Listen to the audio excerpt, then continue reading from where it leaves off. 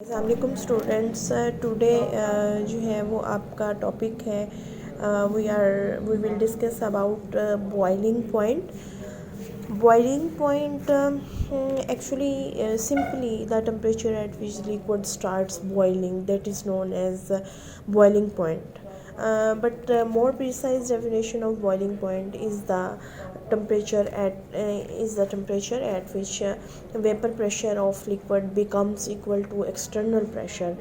Atmospheric pressure is called boiling point. When the vapor pressure of liquid becomes equal to external pressure or atmospheric pressure, that temperature is known as a boiling point.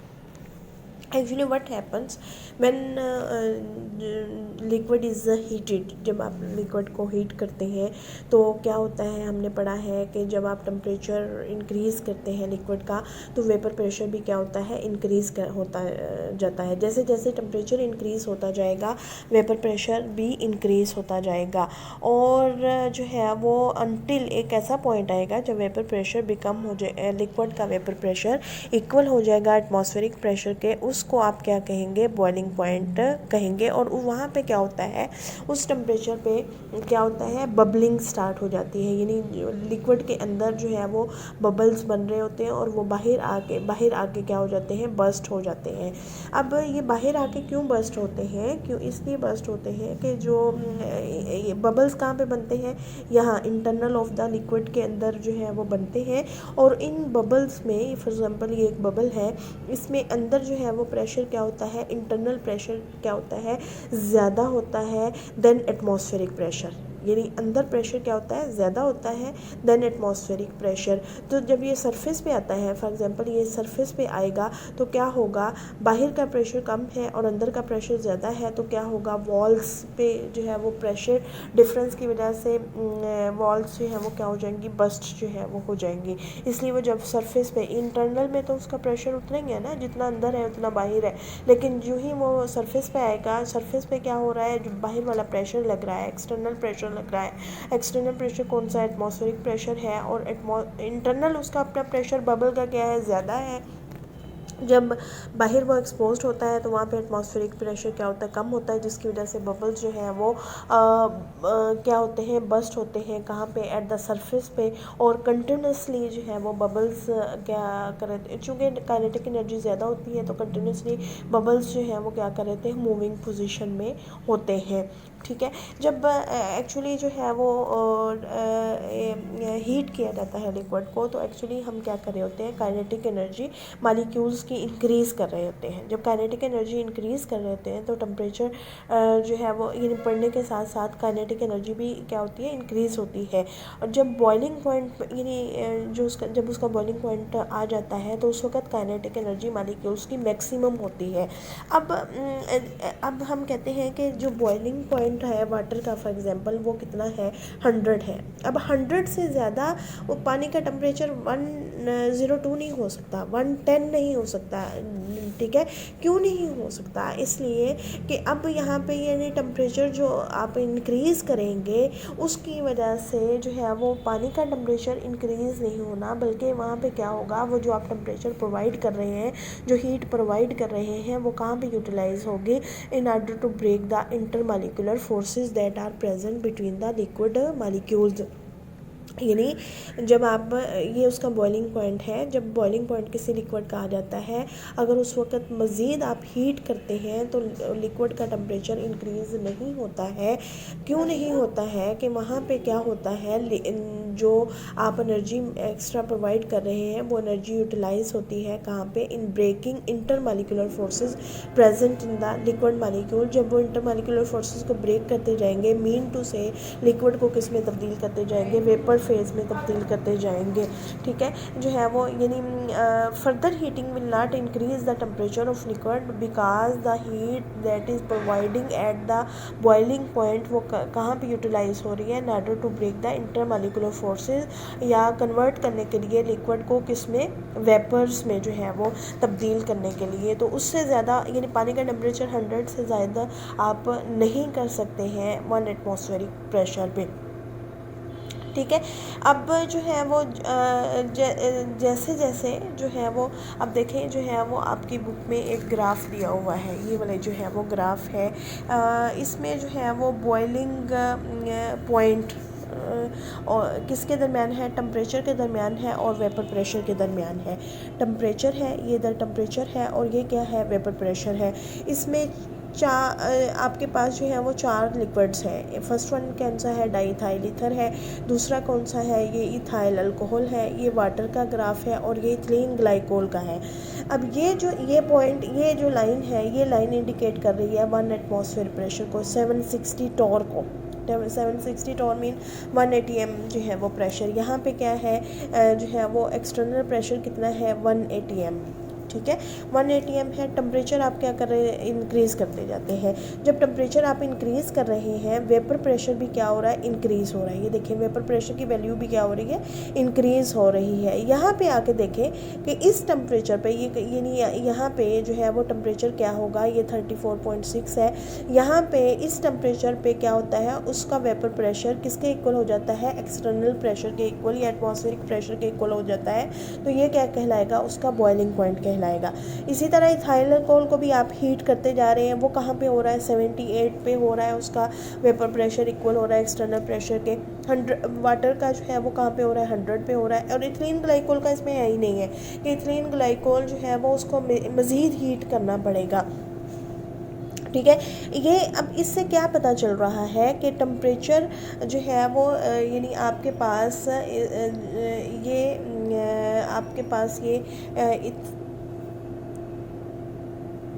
आपके पास ether है। ठीक है, ये ether है, इसका boiling point mean कम है, इसका boiling point उससे ज़्यादा है, इसका बॉइलिंग पॉइंट उससे ज़्यादा है। अगर किसी का बॉइलिंग पॉइंट ज़्यादा है तो इसका मतलब है जो है वो उसमें इंटरमॉलिक्यूलर फोर्सेस क्या है, स्ट्रॉन्ग है। इंटरमॉलिक्यूलर फोर्सेस क्या होंगी, स्ट्रॉन्ग होंगी। इसके अगर किसी का बॉइलिंग पॉइंट कम है तो इसका मतलब है कि उसमें इंटरमॉलिक्यूलर फोर्सेस वीक है। इसका मतलब है इसमें इंटरमॉलिक्यूलर फोर्सेस सबसे कम है, इसमें इंटरमॉलिक्यूलर फोर्सेस उससे ज़्यादा है, इसमें इंटरमॉलिक्यूलर फोर्सेस जो है वो एथेनॉल से ज़्यादा है, और इसमें जो है वो इंटरमॉलिक्यूलर फोर्सेस और यानी बाकी सबसे क्या है, ज़्यादा है। यानी बॉइलिंग पॉइंट जो है वो आपको क्या इंडिकेट करता है, वो क्या बताता है, about the strength of intermolecular forces जो है वो। अगर कोई लो टेम्परेचर पे जो है वो बॉयल हो जाता है तो उसका मतलब है उसमें वीकर इंटरमॉलिक्यूलर फोर्सेस है। अगर कोई हाई जो है वो टेम्परेचर पे बॉयल होता है तो उसका मतलब है उसमें क्या है, स्ट्रॉन्गर इंटरमॉलिक्यूलर फोर्सेस है। ठीक है, यानी जो है वो वीकर इंटरमॉलिक्यूलर फोर्सेस का मतलब क्या है, आपको थोड़ा सा हीट करना पड़ेगा किसके लिए, उसका क्योंकि वो इजीली किस में तब्दील हो जाएगा, वेपर्स में तब्दील हो जाएगा। जो वेपर प्रेशर जल्दी क्या हो जाएगा, उसका इक्वल हो जाएगा एक्सटर्नल प्रेशर के, क्योंकि उसमें इंटरमॉलिक्यूलर फोर्सेस क्या है, वीक है। हमें पता है वेपर प्रेशर क्या होता है, इन्वर्सली रिलेट करता है इंटरमॉलिक्यूलर फोर्सेस से। सो इंटरमॉलिक्यूलर फोर्सेस अगर कम है तो वेपर प्रेशर जो है वो क्या होगा, उसका इंटरमॉलिक्यूलर फोर्सेस अगर कम है तो वेपर प्रेशर क्या होगा, ज़्यादा होगा। सो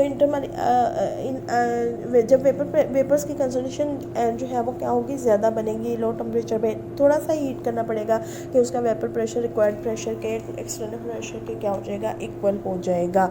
ठीक है, ये mean stronger the intermolecular forces higher will be the boiling point and lesser the intermolecular forces lesser will be the जो है वो बॉइलिंग पॉइंट।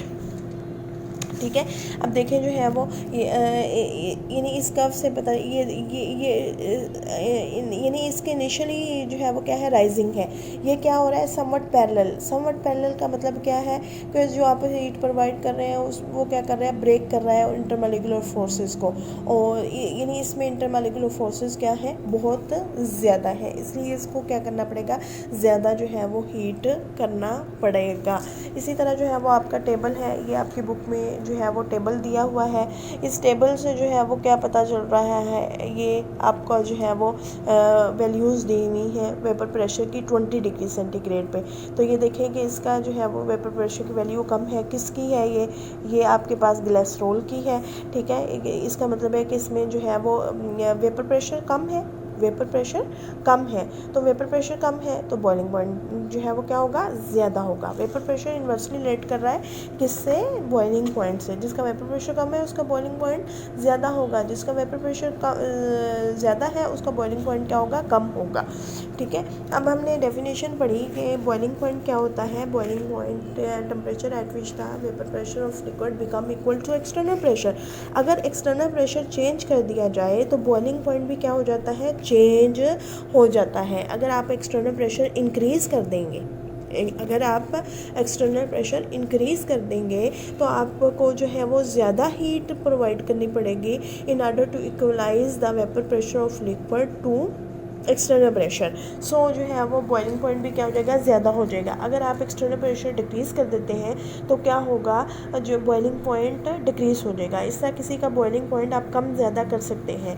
यानी कम कैसे करेंगे, जब आप एक्सटर्नल प्रेशर डिक्रीज़ कर देंगे। ज़्यादा कैसे करेंगे, जब आप एक्सटर्नल प्रेशर इंक्रीज़ जो है वो कर देंगे। ठीक है, जब जो है वो एक्सटर्नल प्रेशर हाई हो जाएगा तो लिक्विड को ज़्यादा एनर्जी चाहिए। किस लिए ज़्यादा एनर्जी चाहिए, in order to equalise the vapour pressure to the external pressure. So boiling point जो है वो क्या हो जाएगा, ज़्यादा हो जाएगा।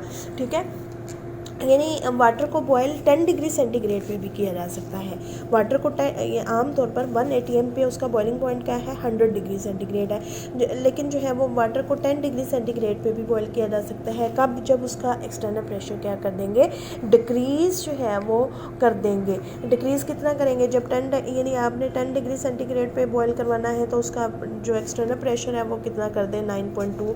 अगर आपने 25 डिग्री सेंटीग्रेड पे बॉयल करवाना है वाटर को, उसका प्रेशर कितना कर दें, एक्सटर्नल 23.7 टोर जो है वो कर दें। इसी तरह जो है वो वाटर को आप 110 तक भी बॉयल कर सकते हैं। वाटर को 110 तक भी जो है वो बॉयल कर सकते हैं। देखें जो है वो मरी हिल्स में, जहाँ पे जो मरी हिल्स है, मरी हिल्स में जो मरी हिल्स है वहाँ पे जो प्रेशर है, मरी हिल्स में प्रेशर जो है वो कितना होता है, 700 टोर होता है। ठीक है, इसलिए वहाँ पे वाटर जो है वो कहाँ पे बॉयल होता है, 98 डिग्री सेंटीग्रेड पे।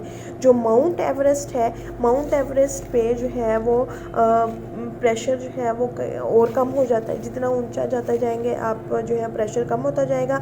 वहाँ पे जो है वो वाटर बॉयल होता है कितना पे, 69 डिग्री से। यानी क्या हो रहा है, मरी हिल्स में vapour pressure as compare to Mount Everest ज़्यादा है। इस वजह से वहाँ पे वाटर का बॉइलिंग पॉइंट भी क्या होगा, ज़्यादा होगा as compare to Mount Everest. ठीक है, अगर अपने मुकाबले में कंपेयर करें, यहाँ पे 100 डिग्री सेंटीग्रेड पे बॉयल होता है तो इस मरी हिल्स में 98 पे, 98 का मतलब है उसका बॉइलिंग पॉइंट कम हो गया। क्यों हुआ, एक्सटर्नल प्रेशर कम हो गया।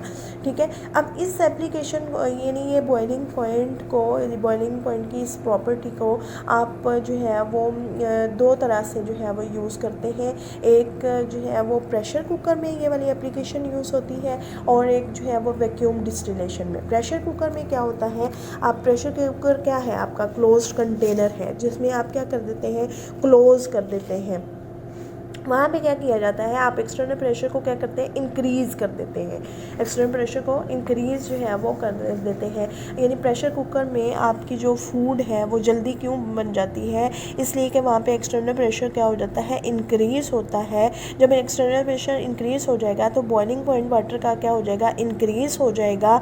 और जो है वो एक्सटर्नल प्रेशर इंक्रीज़ कैसे होता है कि जो वेपर्स हैं, जो वाटर वेपर्स बनते हैं कुकिंग के दौरान, उनको बाहर नहीं निकलने दिया जाता है, जिसकी वजह से क्या होता है, हाई प्रेशर डेवलप हो जाता है और इसी वजह से बॉइलिंग पॉइंट क्या हो जाता है, ज़्यादा हो जाता है। जब बॉइलिंग पॉइंट ज़्यादा हो जाएगा तो क्या होगा, ज़्यादा हीट एब्जॉर्ब होगी।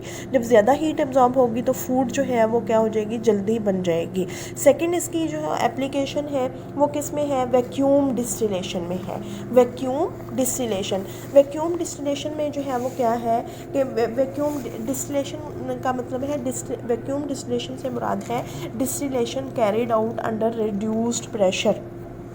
ठीक है, यानी process of heating the liquid under reduce pressure to change its जो है वो to vapours at lowest temperature और and then condensing the vapours into liquid, this is known as a distillation. ठीक है। यानी पहले जो है वो क्या करते हैं, हीटिंग करते हैं लिक्विड की, कहाँ पे, रिड्यूस प्रेशर पे, उसको किस में तब्दील करते हैं, वेपर्स में तब्दील कर देते हैं एट लो टेम्परेचर पे, और उन वेपर्स को बाद में क्या किया जाता है, कंडेंस कर लिया जाता है। कंडेंस क्यों करते हैं, कूल करते हैं, क्यों करते हैं, in order to convert the vapours into liquid. This is known as vacuum distillation. ये वैक्यूम डिस्टिलेशन जो है वो किस लिए की जाती है, वैक्यूम डिस्टिलेशन उन कंपाउंड्स के लिए की जाती है जो अपने बॉइलिंग पॉइंट से पहुंचने से पहले जो है वो क्या होते हैं, डिकम्पोज हो जाते हैं। यानी कोई किसी का बॉइलिंग पॉइंट इतना ज़्यादा होता है कि उस टेम्परेचर से पहुंचने पे पहले ही वो क्या हो जाते हैं, डिकम्पोज। यानी डिकम्पोज का मतलब है उनका स्ट्रक्चर जो है वो क्या हो जाता है, चेंज हो जाता है।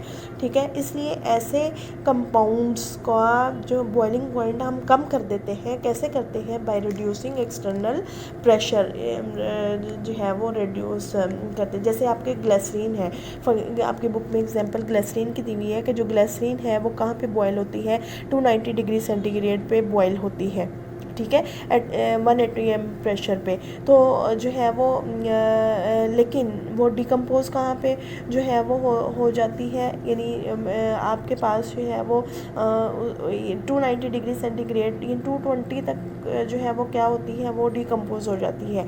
तो क्या करते हैं, उसको जो है वो बॉयल कर लेते हैं under vacuum, under reduce pressure.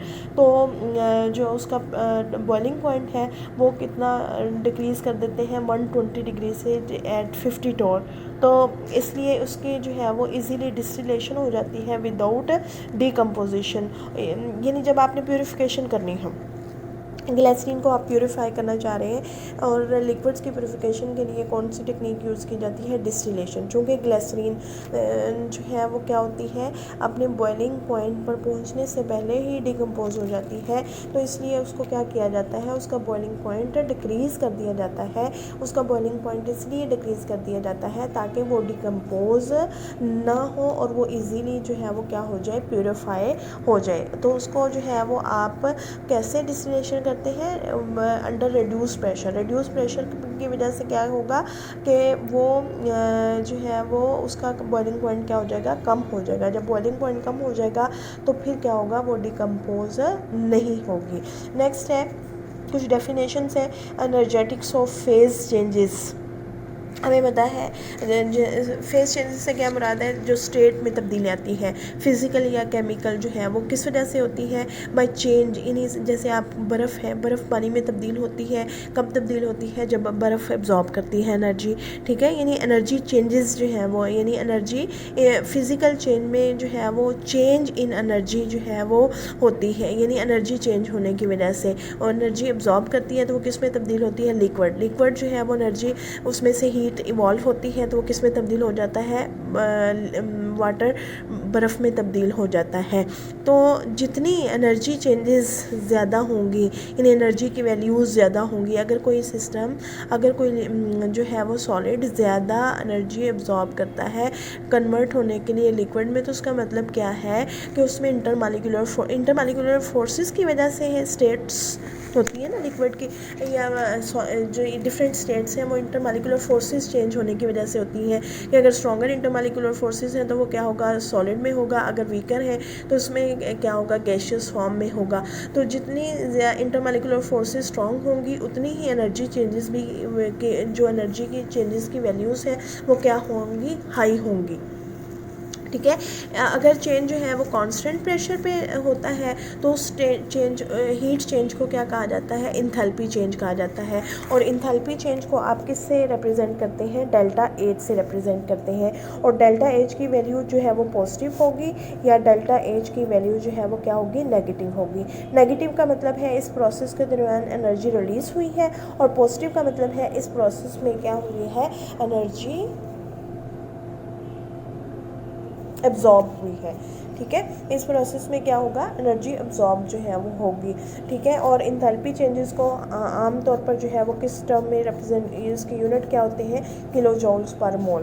तो कुछ डेफिनेशंस हैं। सबसे पहले जो है वो कौन सी है, molar heat of fusion. Molar heat of fusion. Heat of fusion से क्या मुराद है, जब ए सॉलिड लिक्विड में तब्दील होता है, कितना 1 मोल ऑफ सॉलिड लिक्विड में तब्दील होगा, कहाँ पे, मेल्टिंग पॉइंट भी होगा ना, जो उसका मेल्टिंग पॉइंट होगा। तो 1 मोल सॉलिड को जो है वो किस में, लिक्विड में चेंज होने के लिए जितनी एनर्जी एब्जॉर्ब होगी, ठीक है, अमाउंट ऑफ एनर्जी रिक्वायर होगी, एब्जॉर्ब होगी, सॉलिड से लिक्विड में जाने के लिए क्या होगा, मेल्टिंग पॉइंट पे जितनी amount of heat required to convert 1 mole of solid into liquid at its melting point, this is known as molar heat of fusion। और प्रेशर कितना रखा जाता है, या इंथैल्पी ऑफ फ्यूजन कहेंगे जब प्रेशर 180 m होगा, ठीक है। फॉर एग्जांपल आपके पास दिस इज़ वाटर है, वाटर जब जो है वो सॉलिड यानी आइस फॉर्म है और वाटर जो है वो किस में तब्दील होगा, लिक्विड फॉर्म में, तो उस वक्त जो एनर्जी चेंजेस है या डेल्टा एच, और डेल्टा जो हीट ऑफ फ्यूजन है उसको किससे रिप्रेजेंट करके, डेल्टा एच साथ में स्मॉल जो है वो सबस्क्रिप्ट में एफ लगा दें, तो ये इंडिकेट करेगा हीट ऑफ फ्यूजन को। कितनी एनर्जी चेंजेस है, कितनी है, 6.01 किलो जूल्स पर मोल, ठीक है, जो है वो। इसी तरह जो है वो जितनी ज़्यादा हायर एनर्जी होगी जो है वो, ये पॉजिटिव है इसके साथ, जितनी हीट ऑफ फ्यूजन की वैल्यू ज़्यादा होगी तो उसका मतलब है इंटरमोलिकुलर फोर्सेस क्या है, स्ट्रॉन्ग है, ठीक है। और नेक्स्ट है molar heat of vaporisation. Molar heat of vaporisation है, वेपोराइजेशन का मतलब है लिक्विड का वेपर में चेंज होना। तो 1 मोल लिक्विड वेपर्स में एट इट्स जो है वो बॉइलिंग पॉइंट पे तब्दील होगा, तो उस वक्त जितनी एनर्जी रिक्वायर होगी, amount of heat required to convert 1 mole of liquid into vapours at its boiling point, this is known as heat of vaporisation, ठीक है। और जैसे जो है वो आपके पास यही वाटर वाली एग्जांपल है, वाटर जो है वो लिक्विड स्टेट में है, ये किस में कन्वर्ट होगा, वेपर फेज में कन्वर्ट होगा, ठीक है।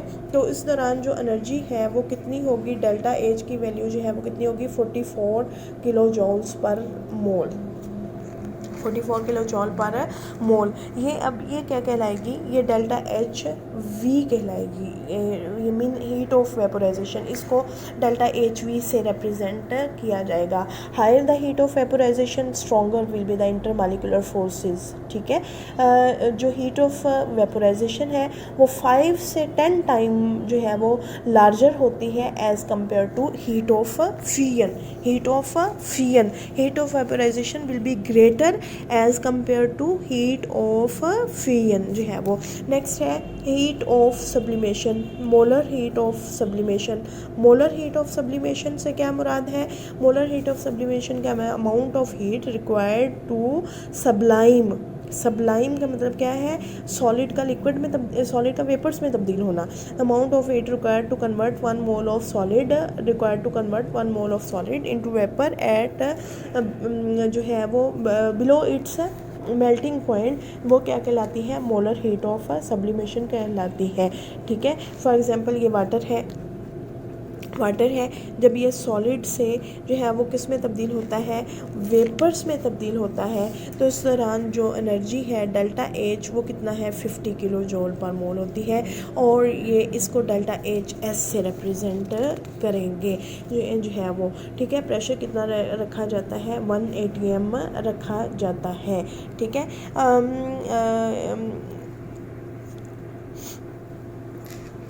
फेस चेंजेस जो है वो हमेशा जो है वो आमतौर पर एट कांस्टेंट प्रेशर पे जो है वो होती है, और जो हीट रिक्वायर्ड होती है to cause a phase change is equal to enthalpy change at constant pressure, ठीक है। जो है वो जब भी किसी जो है वो सब्सटेंस को, फॉर एग्जांपल सॉलिड है, उसको मेल्ट किया जाता है तो क्या होता है, यानी हीट किया जाता है, जब सॉलिड को हीट करते हैं तो क्या होता है, उसमें इंटरमॉलिक्यूलर डिस्टेंस में चेंज आता है, कि मॉलिक्यूल्स की आप एक्चुअली हीट करते हैं तो काइनेटिक एनर्जी इंक्रीज़ करते हैं। जब काइनेटिक एनर्जी इंक्रीज़ करते हैं तो मॉलिक्यूल्स बिगन टू मूव जो है वो, और पोटेंशियल एनर्जी में थोड़ा चेंज आता है, काइनेटिक एनर्जी में जो है वो ज़्यादा चेंज आता है। जब आप लिक्विड यानी सॉलिड को जब आप हीट करते हैं, जब आप लिक्विड को हीट करते हैं, लिक्विड को वेपोरेट करते हैं, तो लार्जर चेंज इन जो है वो इंटरमॉलिक्यूलर डिस्टेंस, यानी जब आप सॉलिड को हीट करते हैं तो smaller change in intermolecular distance will occur,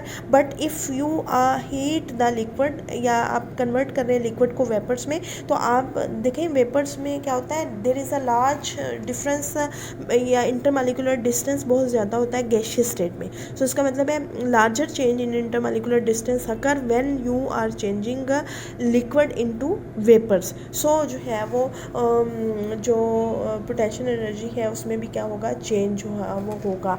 तो इसी वजह से जो डेल्टा एच वी है वो ग्रेटर होती है as compare to delta H F. क्यों होती है? क्योंकि डेल्टा एच वी क्या है, लिक्विड का वेपर्स में तब्दील होना, ये क्या है, सॉलिड का लिक्विड में तब्दील होना। लिक्विड और वेपर्स के दरमियान जो इंटरमॉलिक्यूलर डिस्टेंस है वो क्या है, बहुत ज़्यादा है, ठीक है। सॉलिड और लिक्विड में इंटरमॉलिक्यूलर डिस्टेंस इतना ज़्यादा नहीं है। सो जब यहाँ पे इंटरमॉलिक्यूलर डिस्टेंस आप इंक्रीज़ कर रहे हैं तो इंटरमॉलिक्यूलर डिस्टेंस कब इंक्रीज़ होगा, जब इंटरमॉलिक्यूलर फोर्सेस ब्रेक होंगी। So greater amount of energy is required here. So delta H V will be always be greater than delta H F जो है वो। इसी तरह जो डेल्टा एच एस है वो will be greater than delta H we जो है वो।